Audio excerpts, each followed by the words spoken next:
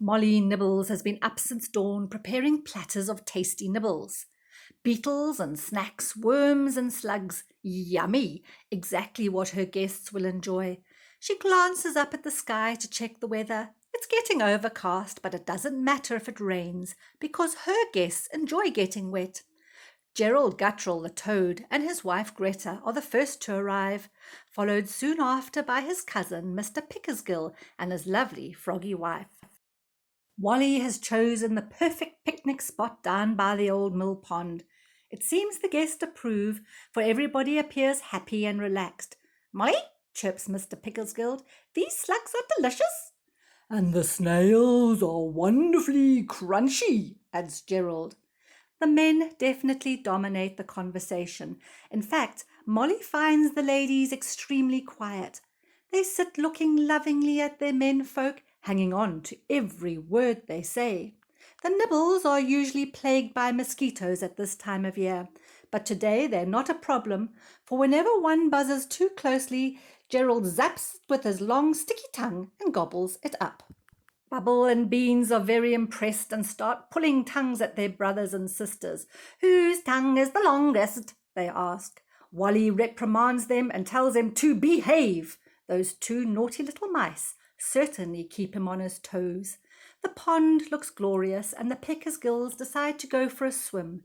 They dive and splash and swim gracefully through the water. They swim in between the reeds and perch on top of the water lilies, imploring the others to "come in, the water is lovely and warm." Wally prefers to stay on dry land and chats to Gerald, who seems content to wallow in the shallow water at the edge of the pond.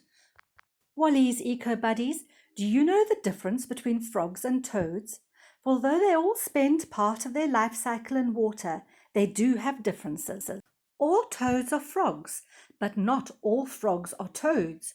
You could say that toads are a branch of the frog family. Toads tend to be stout, with shorter legs than their cousins. They hop and crawl and are better equipped to living on land. Their lumpy, bumpy skin is thick and dry, and most toads are brown. Frogs are slender, with long legs, perfectly equipped for swimming. If you touched a frog, you'd find its skin to be thin, wet and smooth. Frogs are often very colourful. Toads lay thousands of eggs in long chains, and frogs lay hundreds of eggs in clusters. Frogs and toads' eggs hatch into tadpoles, which look like tiny fish. As they get bigger, their tails get shorter, and they start growing tiny legs and arms. The boy frogs and toads can get very noisy when they're looking for a wife. They fill their vocal sacs with air and croak, croak, croak, croak. Just listen to this night chorus. What a racket!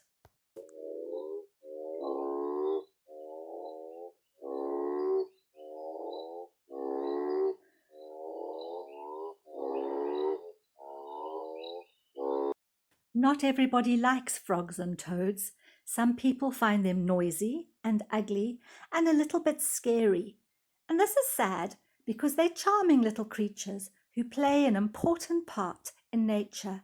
They eat garden pests, flies and mosquitoes.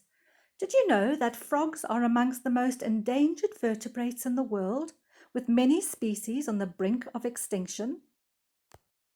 Wally's Eco Buddies, if you would like to learn more about frogs, this is a highly recommended book, written by Jean Tarrant and illustrated by Sally McClarty.